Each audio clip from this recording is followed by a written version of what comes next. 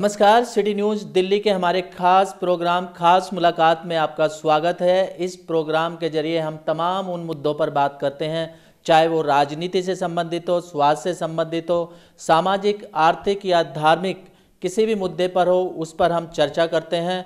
इसी कड़ी में हमारे साथ हैं अखिल भारतीय कांग्रेस इंटक के अध्यक्ष राजकुमार धिगान जी। उनसे जानने की कोशिश करेंगे आखिरकार वो किन मुद्दों पर बात करना चाहेंगे और किस तरीके की जो भी समस्या है उसका कैसे समाधान वो कर पाएंगे। जी राजकुमार जी, हमारे खास मुलाकात प्रोग्राम में आपका स्वागत है। शुक्रिया।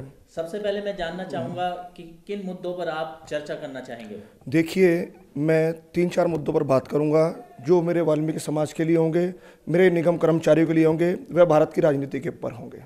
जी, यदि बात करी जाए, सबसे पहले पूरे देश में एक मुद्दा छाया हुआ है कि वाल्मीकि समाज को जाति सूचक शब्द बोलने के कारण सलमान खान ने और शिल्पा शेट्टी ने ये शब्द बोला था, उस पर क्या प्रतिक्रियाएं चल रही हैं, क्या कार्रवाई चल रही है? सर्वप्रथम मेरा जो मकसद है किसी जाति या धर्म या वर्ग को ठेस पहुंचाने का नहीं है। सिर्फ मैं अपनी बात रखता हूं, अपने समाज की बात रख रहा हूं, क्योंकि कल हमने केशव चौक पर सलमान खान का पुतला दहन किया, जो कि हिंदुस्तान की बहुत बड़े अभिनेता हैं और मैं तो ये कहूँगा कि बहुत बड़े सेलिब्रिटी हैं। उसके बावजूद उन्होंने वाल्मीकि समाज को भंगी कह के संबोधित किया। ये निंदनीय है और वाल्मीकि समाज इसकी घोर निंदा करता है। और एक बात और कहना चाहता हूँ मैं, सबसे पहले जो ये भंगी शब्द है, हमारे हिंदुस्तान के जो शासक हैं औरंगजेब, उन्होंने सबसे पहले भंगी शब्द के लिए हमें संबोधन किया, क्योंकि सभी वर्गों ने धर्म परिवर्तन किया, लेकिन केवल वाल्मीकि समाज ऐसा था जिसने धर्म परिवर्तन नहीं किया और न ही औरंगजेब के सामने घुटने टेके। तो उन्होंने तब कहा था कि जिसका धर्म भंग हो जाए वो भंगी है। लेकिन मैं फिर भी बताना चाहता हूं कि हम महर्षि भगवान वाल्मीकि के वंशज हैं, उनकी संतान हैं, हम वाल्मीकि हैं। हमारा भी ओहदा हिंदुस्तान में वही है जो और वर्गों का है, क्योंकि हम हिंदुस्तान की राजनीति में एक विशेष ओहदा रखते हैं। हम लोग हिंदुस्तान में प्रधानमंत्री बनाते हैं और दिल्ली में हम मुख्यमंत्री बनाते हैं। बिना दलितों के कोई भी सरकार नहीं चल सकती, कोई भी कार्य नहीं हो सकता, मेरा ऐसा मानना है। क्योंकि 15% लोग हिंदुस्तान का भाग्य नहीं लिख सकते, लेकिन जितना भी दलित है हिंदुस्तान का, वो हिंदुस्तान का भाग्य जरूर लिख सकता है। चारों तरफ जो है पूरे देश में इस समय हड़कंप मचा हुआ है इसी बात को लेकर कि सलमान खान ने आप शब्द बोले हैं। अब क्या प्रतिक्रियाएं चल रही हैं, क्या आगे की रणनीति रहेगी? देखिए, सलमान खान ने जो भंगी शब्द कहा है, ये बात शोभा नहीं देती है, ये अशोभनीय है और वाल्मीकि समाज इसकी निंदा कर रहा है।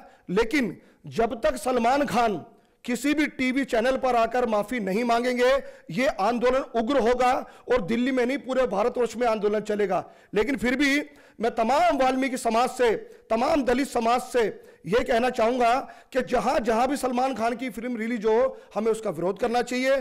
और बल्कि मेरा आह्वान व मेरी अपील है कि जब भी सलमान खान की पिक्चर लगे उसका बहिष्कार करें, क्योंकि एक कलाकार को यह शोभा नहीं देती बातें। कलाकार सभी वर्गों का होता है, सभी धर्मों का होता है, चाहे हिंदू हो, सिख हो, मुस्लिम हो या ईसाई हो। हम तो यह भी बात करते हैं कि हिंदुस्तान ने सबको सराखों पर रखा है, चाहे कोई पाकिस्तान से आया है, चाहे कोई अफगानिस्तान से आया है। कलाकार की कोई जात नहीं होती, कलाकार का कोई धर्म नहीं होता, कलाकार सबका होता है, कलाकार सबका प्यारा होता है, कलाकार सबका दुलारा होता है। लेकिन यदि सलमान खान जी ने यह बात कही है, यह अशोभनीय है और हिंदुस्तान आज इस बात की निंदा करता है। मैं तो तमाम नागरिक से इस बात को कहता हूं कि जब पद्मावती रिलीज होने की बात हुई तो पूरा राजपूत समाज एक हो गया, लेकिन आज टाइगर जिंदा है, वो रिलीज हो रही है, तो तमाम पूरे भारत को एक होना चाहिए।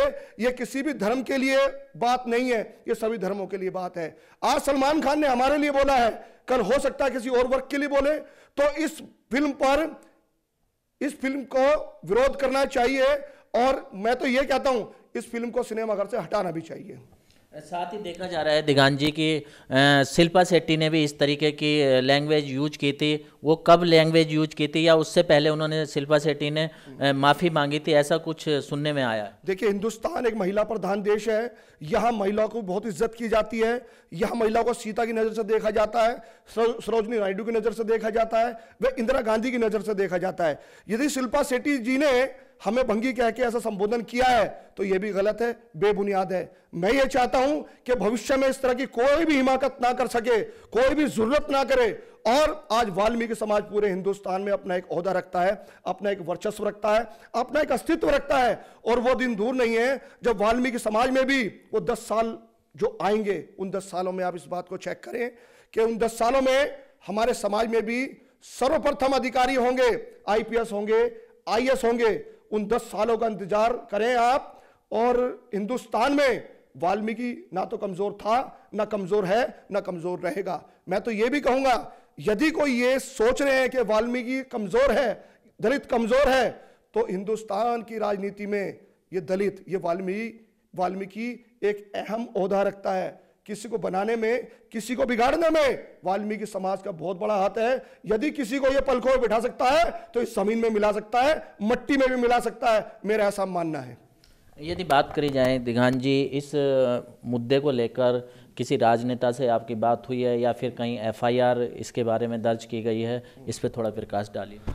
देखिए, मैं आपके चैनल के माध्यम से एक बात कहना चाहूंगा कि जब जब भारतीय जनता पार्टी का भारत में शासन हुआ है, जब जब केंद्र में उनकी सरकार आई है, जब जब ऐसे मामले सामने आए हैं, अभी हाल ही में भारतीय जनता पार्टी के बहुत बड़े नेता विजय वर्गीय जी ने कहा कि वाल्मीकि जी चोर हैं।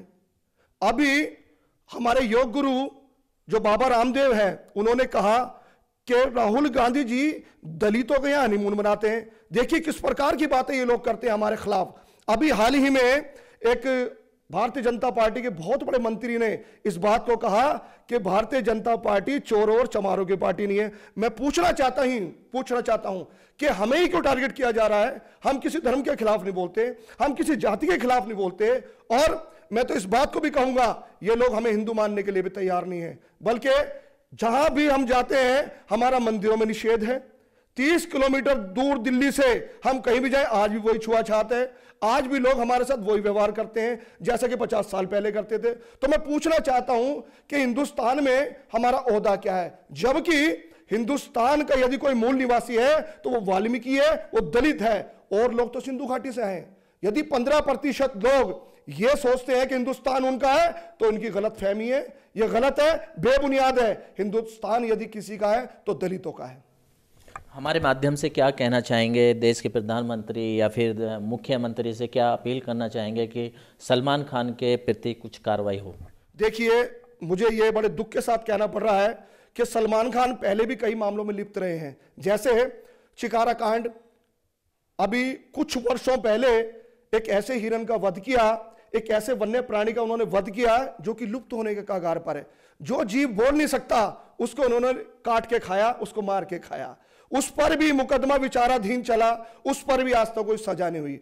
और सलमान खान जी ने एक वैश्य तरीके से शराब के नशे में ऐसे लोगों को कुचल दिया फुटपाथ पर जो गरीब वहां सो रहे थे, उस पर भी आज तक कोई कार्रवाई नहीं हुई। सलमान खान जी का ये रवैया है, सलमान खान जी हैबिचुअल है, उनकी आदत है किसी भी पार्टी में जाके वो किसी के भी थप्पड़ मार देते हैं, किसी से भी बदतमीजी कर देते हैं, किसी से भी गाली गलौज कर देते हैं। तो मैं हिंदुस्तान के कानून से ये गुहार करता हूं, हिंदुस्तान के वजीर आजम से ये गुहार करता हूं, हिंदुस्तान की प्रणाली से ये मैं गुहार करता हूं कि सलमान खान को हरिजन एक्ट के तहत, जो हमारे संविधान की धारा है उसके तहत हरिजन एक्ट लगाया जाए, क्योंकि इस बात की पुष्टि हो चुकी है कि सलमान खान ने भंगी शब्द कहा है और उसका पुख्ता प्रमाण आज पूरा वायरल हो चुका है। वो सीडी भी बन चुकी है और वो वीडियो वायरल हो चुका है।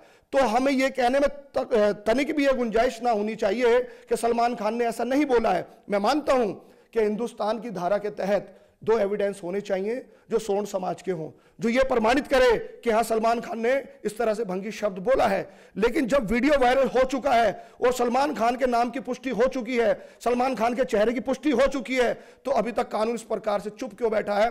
मैं देश के वजीर आजम माननीय नरेंद्र दामोदर मोदी साहब से यह गुजारिश करूंगा कि सलमान खान को सख्त से सख्त सजा दी जाए, वह गिरफ्तार किया जाए। यदि कोई कार्रवाई सरकार इनके ऊपर नहीं करती है सलमान खान और शिल्पा शेट्टी के, तो क्या आगे रणनीति रहेगी, क्या योजनाएं बनाई हुई हैं? देखिए, आज हिंदुस्तान में उग्र प्रदर्शन हो रहे सलमान खान को लेकर। यदि सरकार कोई निराशाजनक कदम उठाएगी तो मैं ये समझता हूं कि आज वाल्मीकि समाज नहीं, पूरा दलित समाज एक हो जाएगा और ये सरकार को ही भुगतना पड़ेगा। और जब ये सरकारी मशीनरी और सरकारी संपत्ति को ये दलित समाज ठेस पहुंचाएगा, तोड़ फोड़ करेगा, तो इसका नुकसान सरकार को भी होगा और आम जनता को भी होगा। तो मेरी आम जनता से भी ये गुजारिश है कि इस बारे में गौर करें कि जो गलत हुआ है उस गलत का परिणाम सलमान खान को भुगतना चाहिए, क्योंकि यह बहुत ही निंदक कार्य है और एक सेलिब्रिटी को यह शोभा भी नहीं देता है। सलमान खान से हमारी कोई दुश्मनी नहीं है।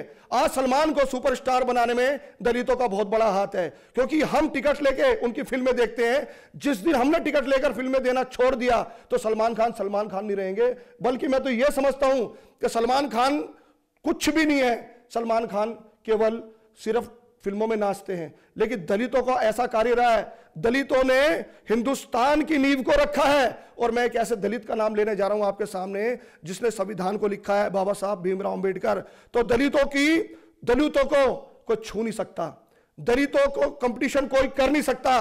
केवल सलमान खान फिल्मों में नाच सकते हैं, गा सकते हैं और तरह तरह के गलत वारदात कर सकते हैं। लेकिन दलितों ने हिंदुस्तान की राजनीति में, हिंदुस्तान के इतिहास में वो कार्य किया है जो कोई नहीं कर सकता।